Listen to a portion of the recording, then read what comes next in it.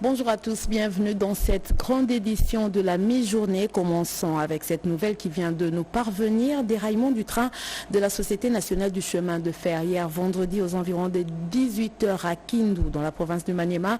Ce train passager communément appelé Kambelembele se rendait à Lubumbashi et après avoir effectué plus de 200 km de Kindu, ce train a connu un déraillement. Bilan provisoire, une dizaine de blessés graves et pas de pertes en vies humaines. Parmi les causes de l'accident, la vétuste du rail construit vers les années 1800 à l'époque coloniale et le manque d'entretien. C'est donc un dossier à suivre.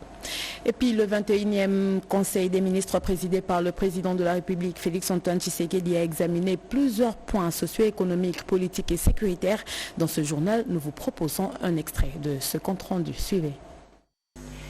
Son Excellence, Monsieur le Président de la République, chef de l'État, Félix-Antoine Tshisekedi Tshilombo, a présidé à la Cité de l'Union africaine la 21e réunion ordinaire du Conseil des ministres du gouvernement de la République ce vendredi 8 novembre 2024. Le président de la République a enregistré plusieurs plaintes de nos compatriotes employés par les expatriés, particulièrement les Indo-Pakistanais, les Chinois et les Libanais et autres. En effet, c'est presque chaque année que les employés congolais des commerçants si haut identifiés réclament l'amélioration de leurs conditions de travail et que leur soit appliqué le nouveau barème de paie, notamment dans le secteur du commerce. En outre, ces travailleurs sont payés sans aucun bulletin de paie et la plupart n'ont aucun contrat de travail et assez souvent avec une absence de prise en charge médicale adéquate ou encore très faiblement organisée. Dans le souci de mettre fin à l'exploitation des employés congolais par leurs employeurs expatriés, il a engagé le ministre de l'Emploi et Travail par ses services spécialisés en associant l'inspection générale des finances à initier la mise en place d'un mécanisme de contrôle régulier pour décourager ces abus et faire respecter toute la réglementation de la République démocratique du Congo en matière de travail et veiller à l'application des sanctions prévues. Un rapport est attendu à ce sujet d'ici fin décembre 2024. Et puis les présidents des assemblées provinciales des 26 provinces ont sollicité un échange avec le président de l'Assemblée nationale, le professeur Vital Kamerhe, en vue de lui faire parvenir les cris d'alarme sur la situation de travail dans laquelle évoluent les élus provinciaux ainsi que la représentation provinciale en général. Anime Balaka, explication. En séjour de travail à Kinshasa pour participer aux états généraux de la justice, les présidents des assemblées provinciales de 26 provinces ont saisi cette opportunité pour solliciter un échange avec le président de l'Assemblée nationale, le professeur Vital Kamerhe, en vue de lui faire parvenir leurs cris d'alarme sur la situation de travail dans laquelle évoluent les élus provinciaux ainsi que la représentation provinciale en général. Sur sa table, 3 problèmes majeurs ont été posés par le président des assemblées provinciales. Il s'agit notamment des arriérés encaissés depuis plusieurs mois sur la rémunération des députés provinciaux et les frais de fonctionnement des assemblées provinciales suite au non-respect du décaissement suivant les prévisions budgétaires, de la réhabilitation du pouvoir et du statut du député provincial face à l'exécutif provincial et enfin de la sollicitation d'un renforcement des capacités du personnel administratif des assemblées provinciales par les experts de l'Assemblée nationale. À la question des arriérés sur la prise en charge des élus provinciaux, le président de l'Assemblée nationale a fait savoir que son combat primordial reste la mise en place d'un budget qui répond à suffisance aux attentes de la population et de veiller sur son exécution conformément aux lignes budgétaires inscrites. Il a adhéré à la demande de l'organisation d'un séminaire de renforcement des capacités du personnel administratif des assemblées provinciales qui pourra se tenir durant la session de mars. Vital Kamerhe a ainsi décidé de la création d'un point d'ancrage entre l'Assemblée nationale et les assemblées provinciales provinciales pour maintenir une liaison permanente entre les élus nationaux et provinciaux. Notons que plusieurs autres questions soulevées lors de cet échange ont été immédiatement transmises à la commission ECOFIN pour voir la possibilité de leur intégration dans la loi des finances 2025. Pendant ce temps, la délégation syndicale de la radio-télévision nationale congolaise conduite par René Kalonda a été reçue par le président de l'Assemblée nationale, l'honorable Vital Kamerhe. Un cahier de charges contenant les revendications sociales a été présenté auprès de l'autorité budgétaire. Une fois de plus, Annie Balaka.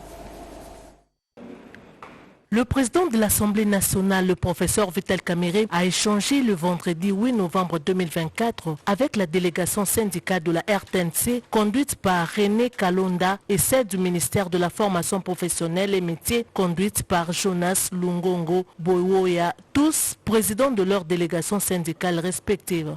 Dans leurs exposés, plusieurs problèmes similaires ont été évoqués, notamment la non-application de leur nouveau barème par le ministère du Budget, le retard de paiement de leurs rémunérations et primes, le manque de transparence dans la mobilisation des recettes et dans l'affectation des dépenses. La délégation syndicale de la radio-télévision nationale congolaise a sollicité l'implication de l'autorité budgétaire pour faire appliquer les barèmes qui restent en souffrance depuis 2021. Même situation au ministère de la formation professionnelle et métiers, dont les barèmes tardent à s'appliquer depuis 2022, a révélé la délégation syndicale de ces ministères. Sur cette question, le président de l'Assemblée nationale, le professeur Vital Kamerhe, a instruit au président de l'ECOFIN, l'honorable Guy Mafuta, de recevoir les délégués de chaque syndicat afin qu'ils prennent part aux travaux de cette commission de l'Assemblée nationale afin de trouver le mécanisme d'application de leur nouveau barème au cours de l'exercice budgétaire 2025. Hormis le problème salarial, la délégation syndicale de la RTNC a aussi plaidé pour un renforcement au niveau du management de leur entreprise pour l'amener à atteindre en toute transparence une mobilisation des recettes pouvant la rendre autonome financièrement au bénéfice de tous les agents. Quant à la délégation syndicale du ministère de la formation professionnelle et métiers, elle a sollicité l'implication personnelle du président de l'Assemblée nationale à travers un appui au niveau du gouvernement pour résoudre l'épineux problème de mécanisation des agents de ce jeune ministère, dont seulement 2000 ont des numéros matricules et sont payés sur un effectif de 100 000.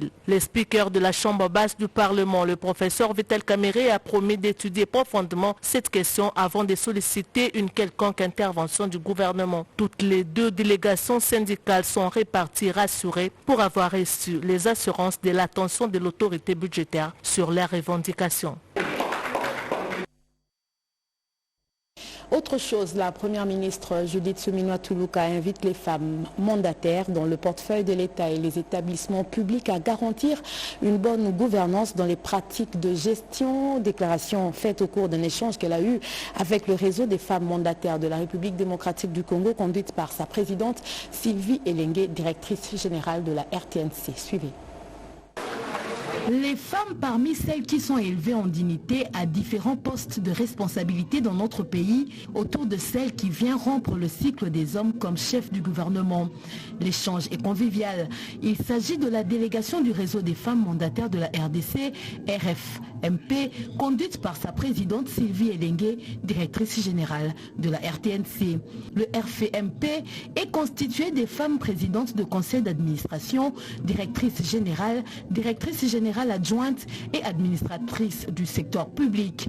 Selon Christelle Mouabilou, secrétaire du réseau et directrice générale adjointe de l'OCC, les femmes ont sollicité l'appui du gouvernement sur les réformes à apporter au sein de leurs entreprises. Il était question d'avoir un premier contact avec les femmes mandataires et ensuite nous avons préparé un mémo que nous lui avons remis pour qu'elle comprenne un peu comment fonctionne la gestion des entreprises et établissements publics, et ensuite nous avons aussi proposé des pistes de solutions face à certaines réalités et des défis auxquels nous faisons face. Le réseau était émerveillé de constater la maîtrise de toutes ces questions par la première ministre qui leur a annoncé que le gouvernement travaillaient déjà sur leurs préoccupations.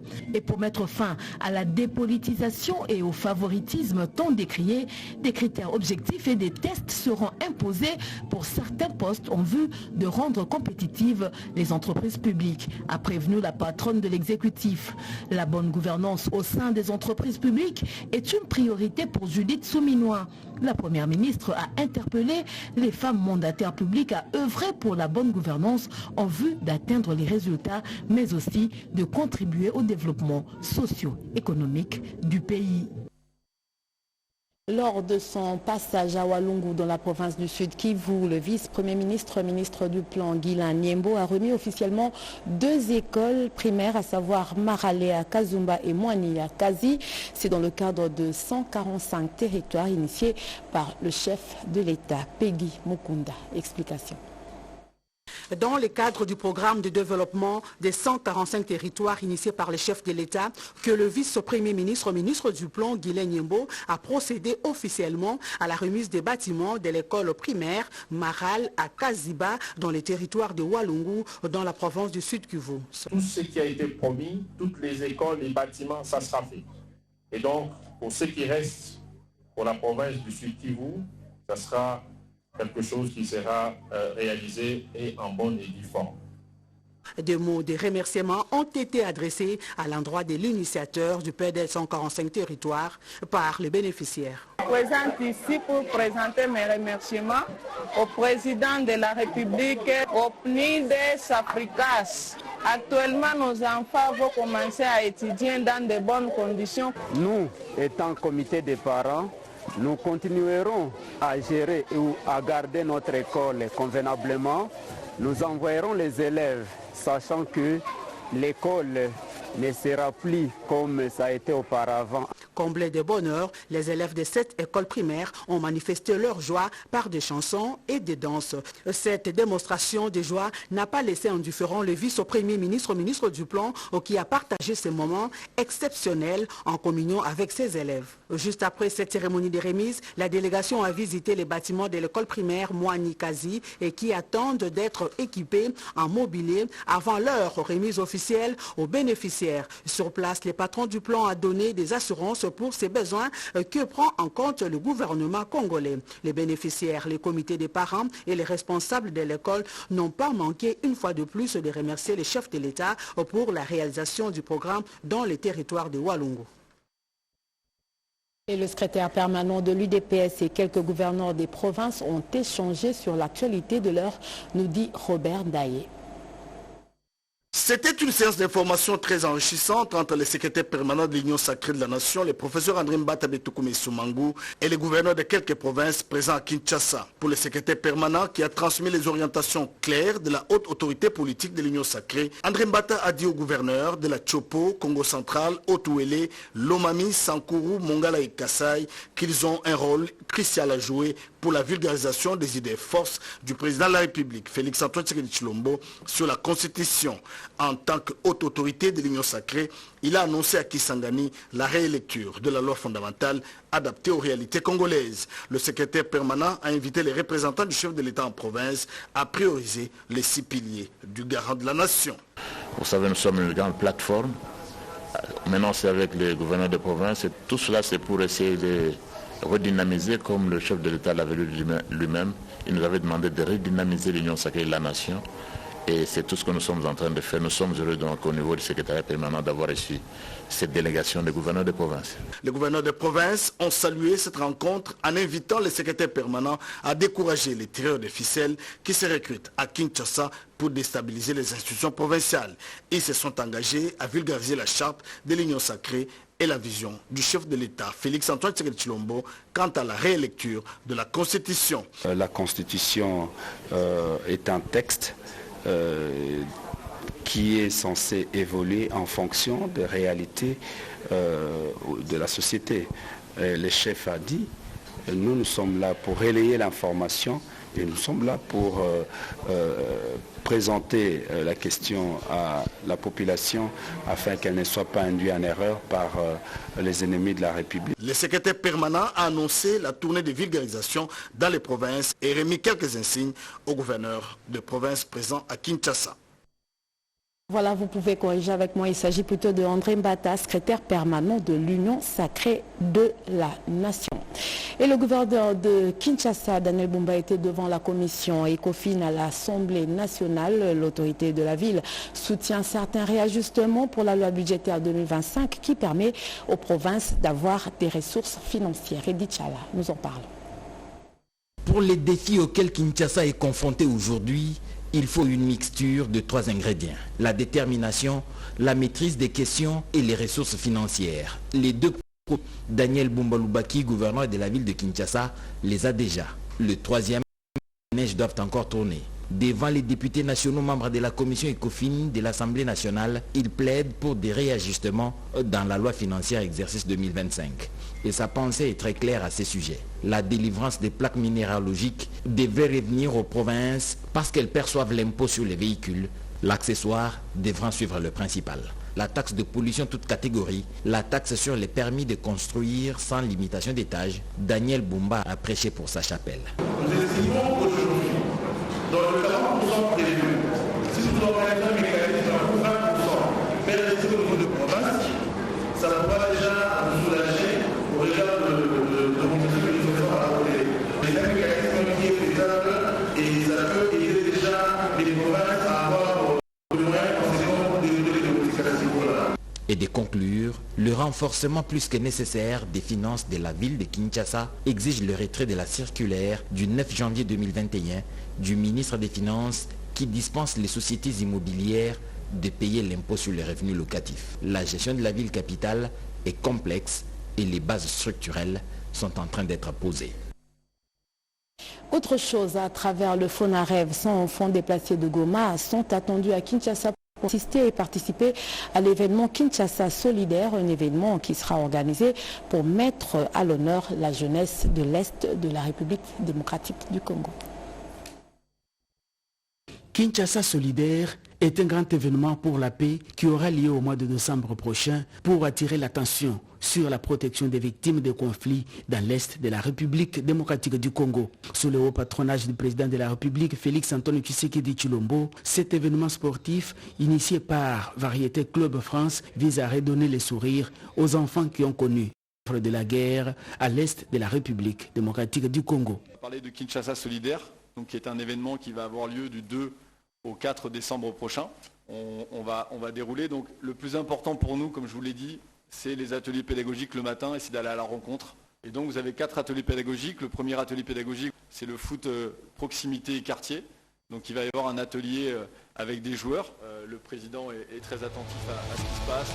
Pour les Foranev, établissement public rattaché à la présidence, engagé dans les soutiens aux victimes des crimes contre la sécurité de l'humanité, cet événement est une opportunité pour faire les plaidoyers pour la paix. Le FONAREV accompagne le projet en soutenant la participation d'une centaine d'enfants qui viendraient des camps des déplacés à Goma. C'est une occasion importante de faire du plaidoyer, surtout au niveau international, parce que c'est une activité qui a une très grande visibilité. Donc parler de la paix, pas au travers des adultes, mais plutôt au travers des enfants qui au quotidien vivent dans une situation assez compliquée, pour ne pas dire autre chose. Un match de gala est prévu le 3 décembre. Variété Club France affrontera la sélection RDC All Stars au stade de Martyrs. Les joueurs qui vont être là, il y a Eladji Diouf, vous avez Mamadou Niang, déjà vous avez le Sénégal, vous avez le Cameroun, vous avez des grands joueurs qui ont marqué le football français international. Donc automatiquement vous avez Fally Poupa qui est votre plus grand ambassadeur dans le monde. La diaspora congolaise est présente partout dans le monde, donc il va y avoir automatiquement un impact international sur ce match-là, par la communication que l'on va faire, mais par la communication des personnalités que vous avez autour de la table. Tous les fonds récoltés seront remis aux victimes de l'Est de la RD Congo. Parlons santé. Dans ce journal, le 12e congrès international de l'Association des anciens et amis de la faculté de médecine de l'UNIKIN se poursuit. La deuxième journée était consacrée à l'exposé du professeur Roger Katou, venu de la diaspora au Japon. Rodé Panda. La deuxième journée du 12e congrès international de l'Association des anciens et amis de la faculté de médecine de l'UNIKIN a enregistré une autre empreinte avec l'exposé du professeur Dr Roger Ngatou qui exerce sa profession au Japon. Il a eu à sa charge 2 sujets d'actualité, notamment la fonction respiratoire à travers une étude menée sur les sites miniers dans la province de la Lomami, ex-Katanga, et sur les diabètes avec ces produits inventés pour une meilleure thérapie. Les explications sur cette spécialité avec le docteur Roger Ngatou. Là, nous avons, n'est-ce pas, conduit trois études et cette étude-là a montré que tous ces travailleurs exposés aux poussières avaient manifesté plusieurs symptômes respiratoires, mais également leur fonction respiratoire avait connu une baisse. Donc la capacité pulmonaire était réduite. La deuxième invention, en rapport avec la prévention et le traitement du diabète type 2 et d'autres troubles métaboliques tels que l'hypercholestérolémie, l'hypertriglycéridémie, qui donne, n'est-ce pas, le NBF2, c'est la famille NGAT2, et l'autre complément, ça ne contient que des biomatériaux de l'algue Sojianori, et c'est ce que nous appelons la famille NGAT1. Il est important de noter que le professeur Roger Ngatou a bénéficié du prix de génie scientifique organisé par le ministère de la Recherche scientifique. Il attend recevoir sa médaille de mérite en sciences et la cagnotte qui lui ont été octroyées par la chancellerie. Médaille retenue jusqu'à présent au niveau du ministère des tutelles qui est la recherche scientifique. La justice climatique, un sujet qui oppose les grands pollueurs aux pays du Sud. Le mouvement des communautés dans la lutte contre le changement climatique a organisé une conférence débat pour éclairer l'opinion nationale sur l'engagement des pays industrialisés dans la lutte contre le réchauffement climatique. Cédric Kenina nous en parle. Après le dépôt du mémorandum au ministère de l'Environnement et Développement durable, place à la réflexion. Les membres des caravanes africaines ont initié une conférence débat en la salle de conférence de Notre-Dame des Fatima, commune de la Gombe. Plusieurs thématiques ont été abordées, mais qui se résument en la justice climatique pour la République démocratique du Congo, qui se retrouve au cœur des enjeux à l'échelle internationale, ainsi que la participation communautaire. Christian Amani, membre du réseau climatique, a rappelé l'urgence du fait que les grands pollueurs sont appelés à respecter leur engagement en payant les nations victimes de leur suractivité à la surface de la planète. En 2000, à Paris, ils ont accepté de payer aux pays pollueurs, aux pays qui ont été pollués et qui subissent les conséquences de cette industrialisation. Alors, ces montants ne sont pas souvent payés. Donc, comme il y a injustice dans ce domaine politique, la caravane est là pour sensibiliser dans plusieurs pays africains, on est à peu près dans un autre pays africain, pour réclamer à ce que ces autorités, les pays industrialisés puissent rendre la part aux pays sous-développés ou en voie de développement pour pouvoir financer des politiques qui vont leur permettre de lutter contre les changements climatiques. Christian Amani a également invité la population congolaise à prendre conscience de cette problématique du changement climatique. Cette situation est observable partout ailleurs, notamment à travers les fortes chaleurs et les pluies diluviennes à la base de plusieurs drames. Parlons de l'Assemblée générale ordinaire et extraordinaire des experts comptables de la République démocratique du Congo sur les questions structurelles et organisationnelles avec Jacques Mégy.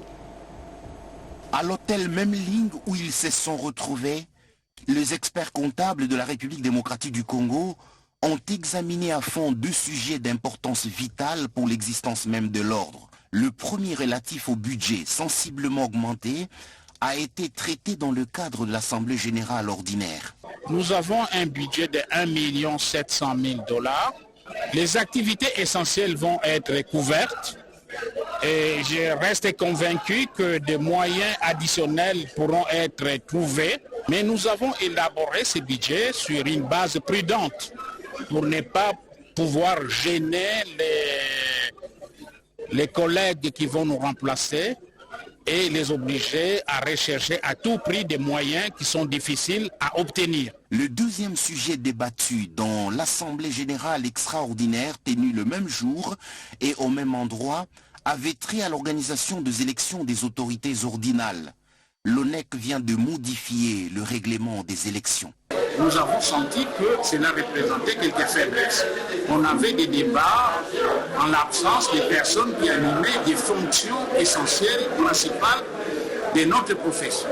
Alors au niveau du Conseil national, les présidents des commissions permanentes sont membres à part entière du Conseil national. Et on a senti l'efficacité de leur présence au Conseil national. Et donc nous avons considéré qu'il était bon de pouvoir réaménager les textes de telle sorte que la même procédure soit suivie au niveau du Conseil provincial. Les experts comptables sont déterminés à asseoir un ordre fort qui va largement contribuer directement ou indirectement à la bonne gouvernance, à la transparence financière en République démocratique du Congo. Et puis le directeur général de l'ANADEC a sensibilisé les entrepreneurs sur l'esprit d'écoute pour améliorer leur façon d'entreprendre. C'était au cours de la formation de 3 jours à la Maison de l'entrepreneuriat et de l'innovation. Chimène Dondo nous en parle. La thématique axée sur les ABC de l'entrepreneuriat était au centre d'une formation de 3 jours, lancée ce jeudi 7 novembre à la Maison de l'entrepreneuriat et de l'innovation par l'Agence nationale de développement de l'entrepreneuriat ANADEC en sigle, à l'intention de Porteur du D. Le sujet sur la création de business plan sera abordé au cours de la formation prévue du 7 au 9 novembre 2024 pour amener le participant à comprendre à fond le fondement qui permet à l'entrepreneur de mûrir son idée, de faire l'étude de marché et savoir comment faire de l'argent. À l'issue de cette formation, l'ANADEC devra accompagner le porteur du D à travers sa direction de la promotion de l'entrepreneuriat jusqu'à la réalisation de plans d'affaires par chaque aspirant entrepreneur.